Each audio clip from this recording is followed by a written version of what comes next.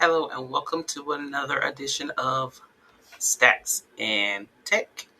We are going to cover descriptive statistics today. So on the screen, you should see some examples of descriptive statistics.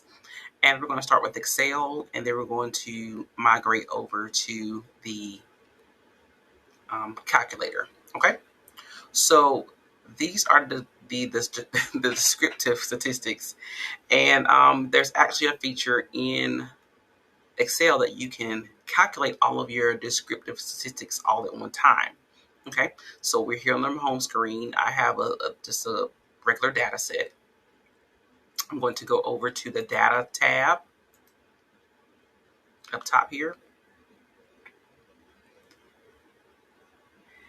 And then I'm going to go to data analysis. So remember in the previous overview video, we went over, if you don't see this analysis tool, make sure you download the data analysis under file and option and add-ins, or click on your data analysis tool right here if it's available. Okay, so we're going to click on data analysis,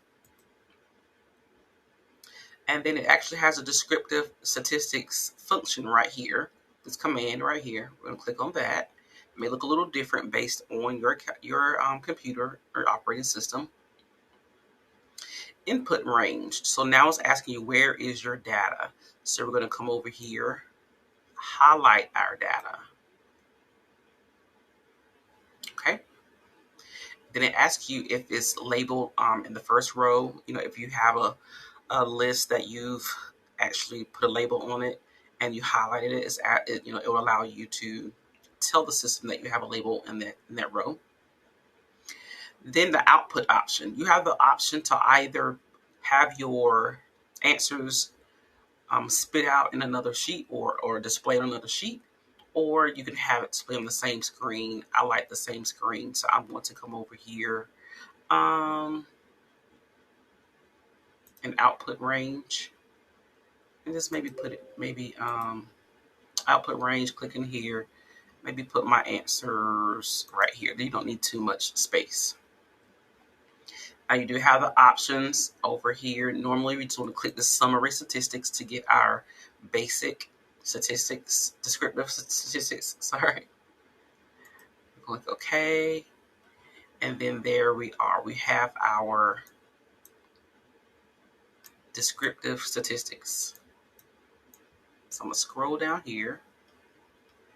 As you can see, we have the mean, standard error, as you'll learn a little bit later. That's not a part of descriptive statistics, but we'll cover it. Median, mode, standard deviation, sample variance. So this is running it as a sample. Kurtosis, skewness. Again, it's not considered descriptive statistics in general, but there it is there. Range, minimum, maximum, sum, which is adding all of your data entries, and then count how many actual data entries do you have. Okay, so up here I have the list of the descriptive statistics that you can go through, just to show you can actually go through each of these and find your answer. For instance, mode, there's actually more than one mode in this data set, so you may want to find the mode on your own. So to do that, there's multiple different ways.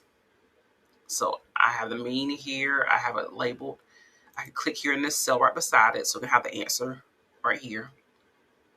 I can come to this function bar and look for whatever I'm looking for. So average is already here, but if it wasn't, you can put the average or mean in this box and find it. But average is already here, so I'm going to use average. It's one of the most recently used or most frequently used functions. So average. For number one, I'm going to put my data set in. So I'm going to take this out and I'm going to highlight my cells. Number two is if you have like cells right beside each other in rows and you want to include that. So you would just include them column by column. Okay, but I have all of my data in one row, so I'm just going to use the number one. I'm going to hit enter and hit OK, and that gives me my mean. Okay, so I can use the function button up here and then go find my function. If I know exactly what I'm looking for, I can click in the cell and I can hit the equal button on my keyboard. I can hit equal on my keyboard and then look for my function. See, there's median right there. Double click it, and I have to know what those commands mean beside it. So this just means find all your data sets. So I'm going to find my data set. I can close the parentheses or hit enter, either one. It gives me my median. Okay, so that's the median, still the same. That's the mean, still the same as well.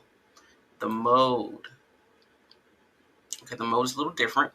Notice I have it to the side because I have actually more than one mode to find, right? So, so with the mode, it's a little tricky, especially if you have more than one mode. So if you have one mode, then you will actually just see your one number, but if, like it is down here. But if it's many modes, you're going to have to treat it a little bit different. So here we go. You're going to have to actually highlight a couple of cells. I like to do like maybe 3 to 5 cells.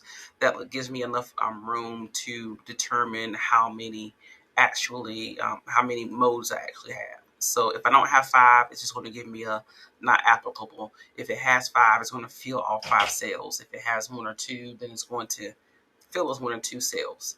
So let's see. So there is our highlighted. I'm going to go up here to the equal or to the function.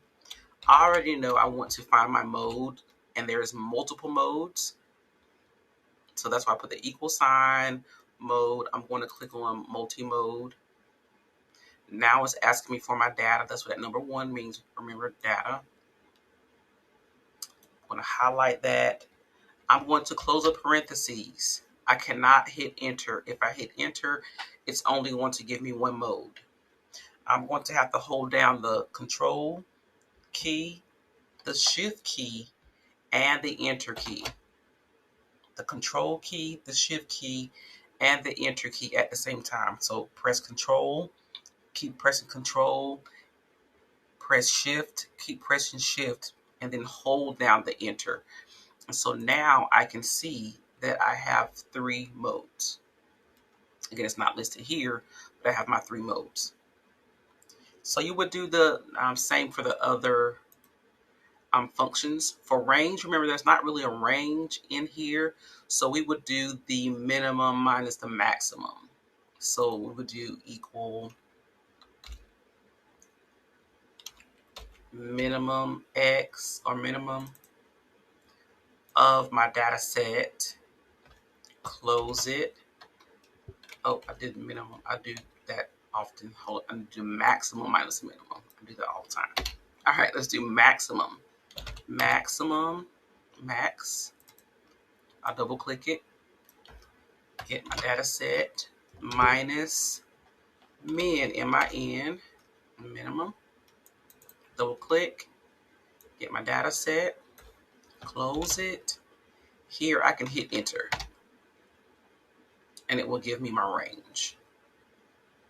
So just confirm that there's my range. There's my range. So then you have your variance. Remember, you have to choose between population and sample. So you have your variance, standard deviation, population, sample. You have to choose between those two. First quartile. So quartile, let me go over this one. So you don't want to put first quartile. You just want to put quartile in.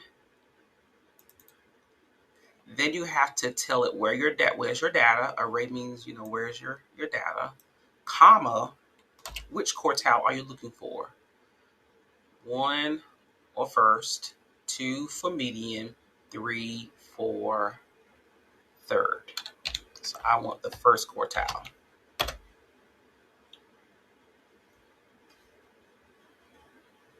In the second quartile, I do the same. Third quartile, we've gone over minimum and we've gone over maximum. Okay, so I think I've made this video long enough. So I'm going to put the TI calculator descriptive statistics information in another video. All right. Until next time.